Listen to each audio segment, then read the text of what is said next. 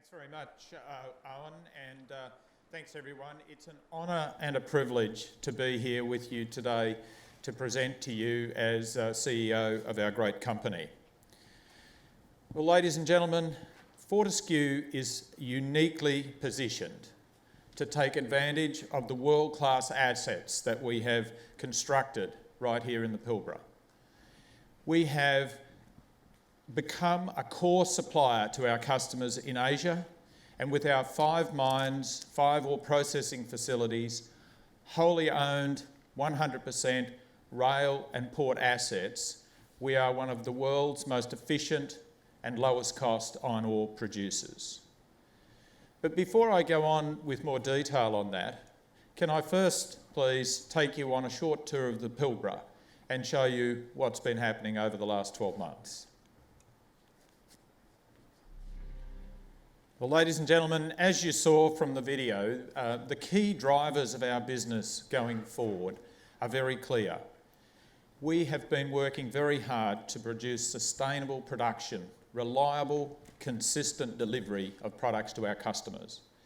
All of our expansions are complete, thanks to the fantastic work of Peter Mers and the development team over the last few years. And today, our capital expenditure has reduced dramatically to just what's required to keep us in business ongoing. We have excess capacity in our port and rail infrastructure, which allows us to take any future opportunities in the market. And we have spent a lot of time optimising the product suite that we supply our customers to meet their needs with the ore bodies and processing facilities that we've built across the business. The strong cash flows that we're generating are being used to pay down debt, the debt that we use to build and expand our operations. Because unlike many of our competitors, everything that we have is 100% Fortescue owned.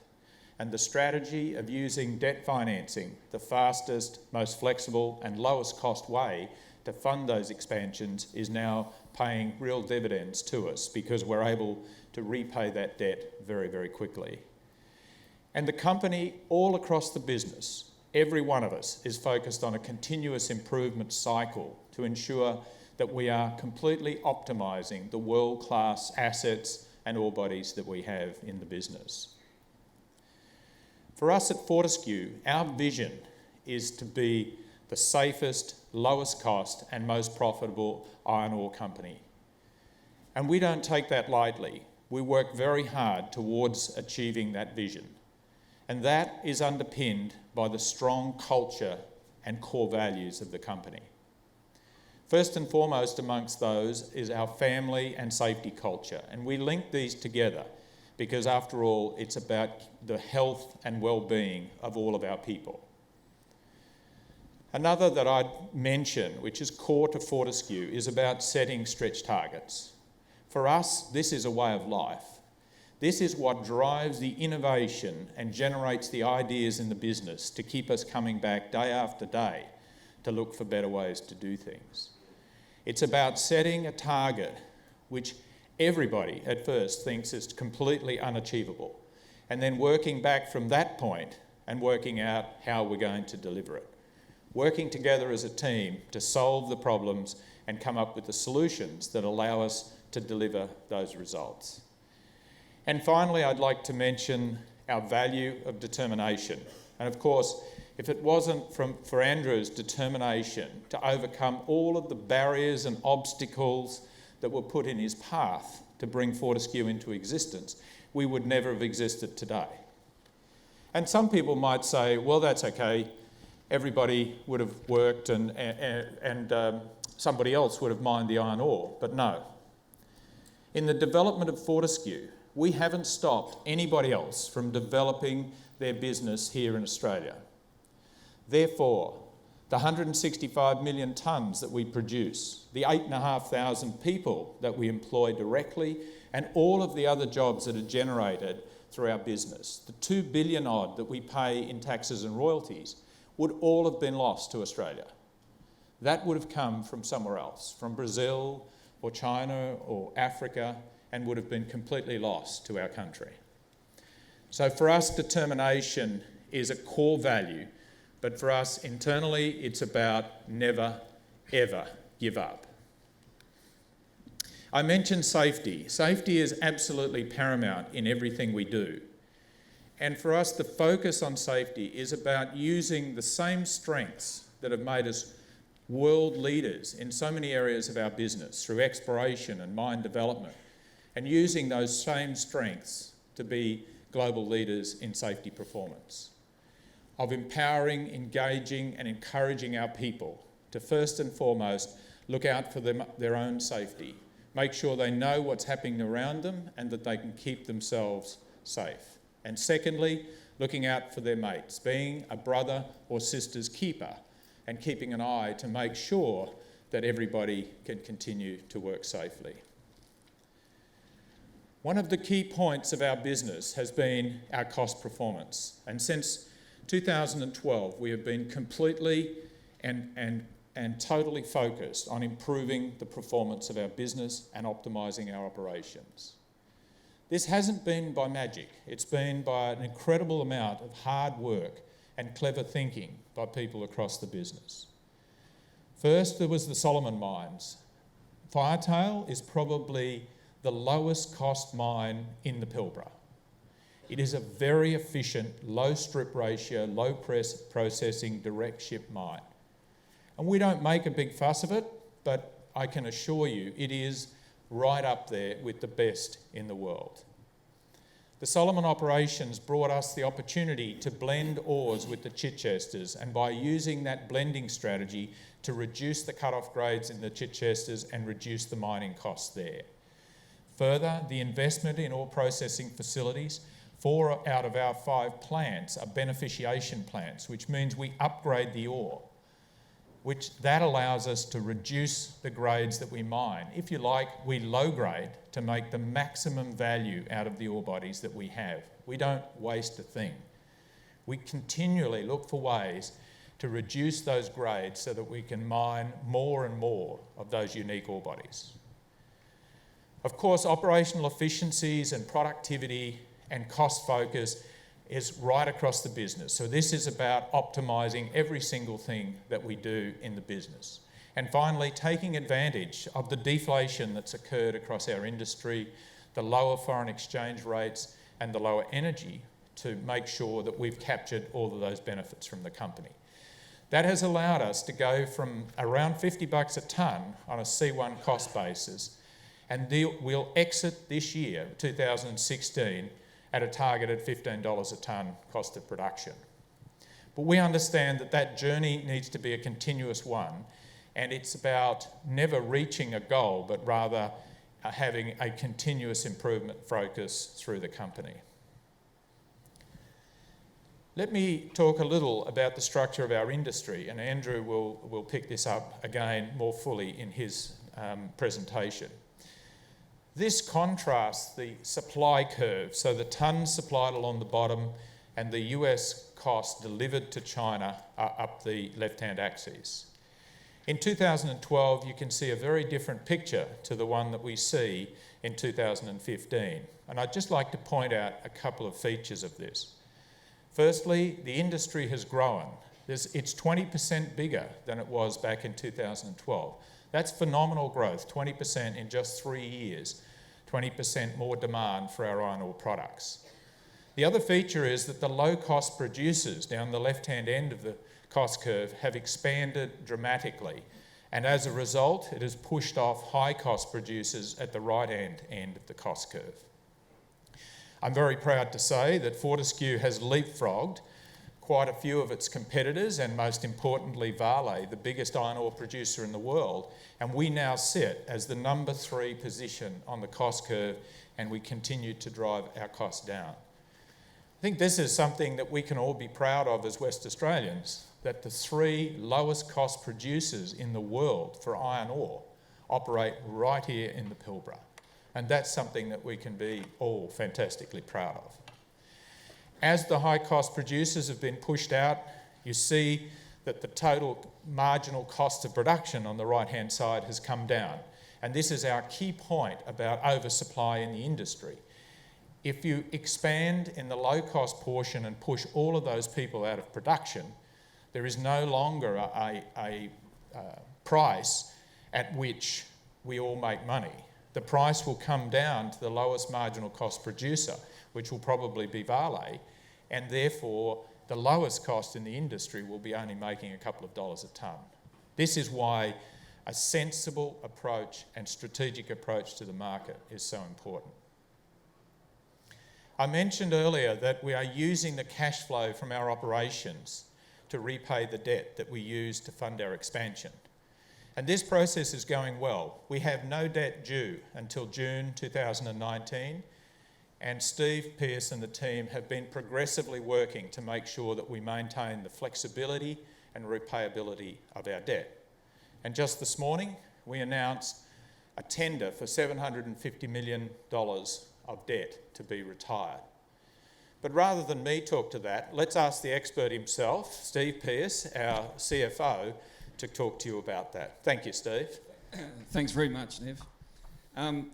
So obviously with the success that we've had in production and the volumes and the fantastic success that we've had in bringing our costs down, we've been generating very strong cash flows even in a low iron ore price environment. And we've been committed to using that cash flow to pay down the debt, as Nev mentioned. In the period July to October, we went on market in the US and bought back $385 million US face value of the debt, and that was scattered across the 19s and the 22 maturities. As Nev mentioned, we announced overnight the tender offer to repurchase $750 million more of our debt back on the US markets. So in recent times, our debt's been trading at less than 100 cents in the dollar, and so that offers us a fantastic opportunity to go in and buy that debt back cheaply.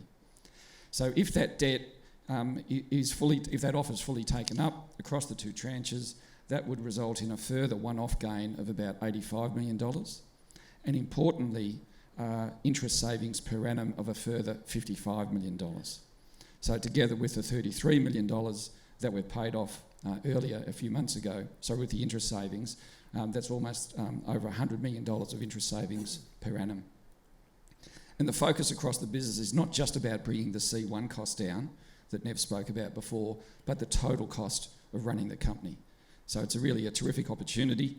We'll let you know how it goes in a couple of weeks' time when the offer closes, but hopefully it should be very successful.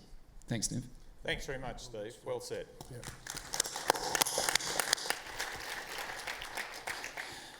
Let me turn now to the market because, as I mentioned before, we have always paid very close attention to the market to make sure that what we were doing in developing the business was exactly in line with our customers' needs. Unlike so many in the iron ore industry who just blindly are focused on production and dig it up and ship it, irrespective of what the impact might be on the market, we've tried to develop our marketing strategies around supplying into the key growth areas and identifying the unique places in the market for our product. This graph here shows in the blue line the port stocks in China, a key measure of the supply-demand balance in our industry.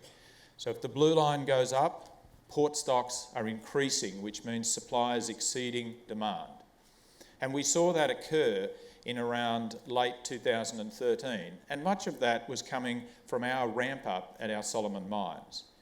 The market responded to that, and we saw the stocks plateau and then eventually decline as high-cost production exited the market. And this was production that was only there because there was a deficit in supply that was created by the enormous demand growth for iron ore in China. The price, as you would expect, and I think everyone predicted, started to decline when that new supply came into the market.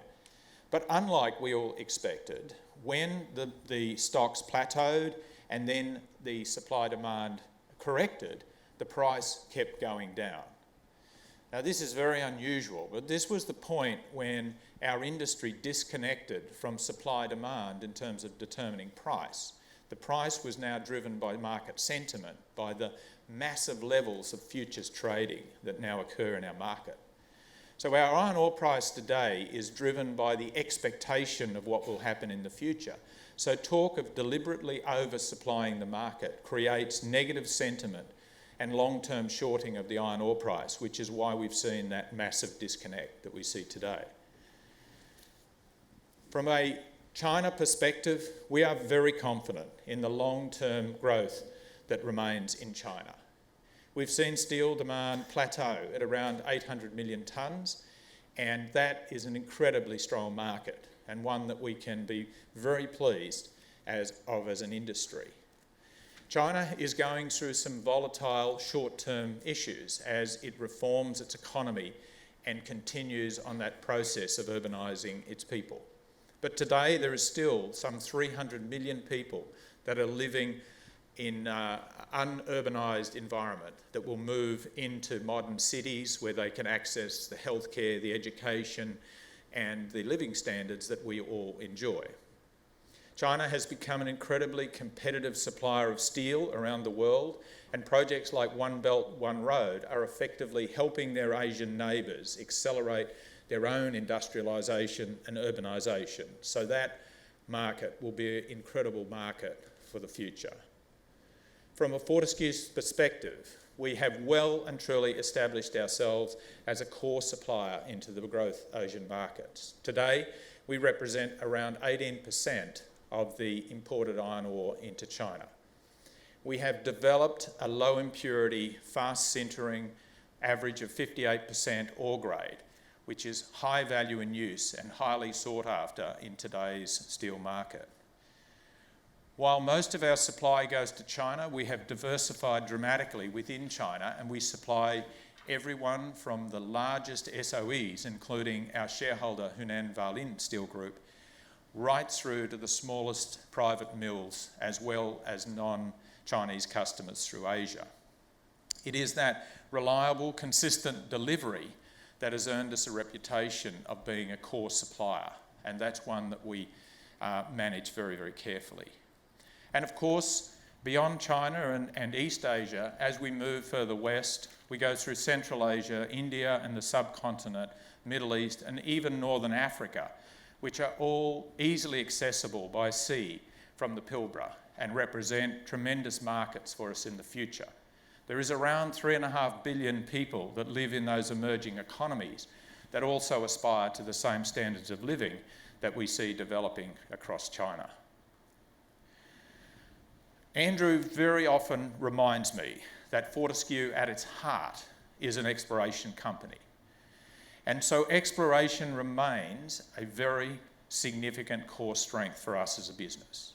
We have not just become miners and marketers, but we stay very, very focused on making sure that we are identifying a pipeline of projects through our tenements to ensure the future is there to supply all of those markets. We have a proven world-class team, and these men and women are adding 750 to 1 billion tonnes of new iron ore resource to our register every single year. Already, the Western Hub is ticking along at nearly 750 million tonnes, and our near-mine exploration around the Chichester Hub and around the Salomon Hub are adding tonnes every day. Our strategy is to make sure that we find the most lucrative projects first. So we want to identify all the opportunities so that we have a list of future growth options for the company.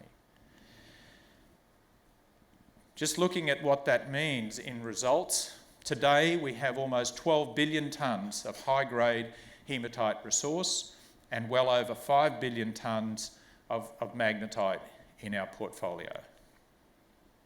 For us at Fortescue, it's not just about the tonnes and the production and the financial results. We know and understand that our local communities must benefit from the development of our company, and we work very hard to engage and make sure that the value that we generate flows through to them. Today, despite the fact that we only started operations in 2008, we employ over 1,000 Aboriginal people, some 13% of our workforce. And perhaps more significantly, we've written $1.8 billion worth of contracts to Aboriginal companies because we know that Aboriginal companies employ a lot more Aboriginal people than non-Aboriginal companies. And we're very proud to have some of our VTech graduates here today. Welcome, welcome.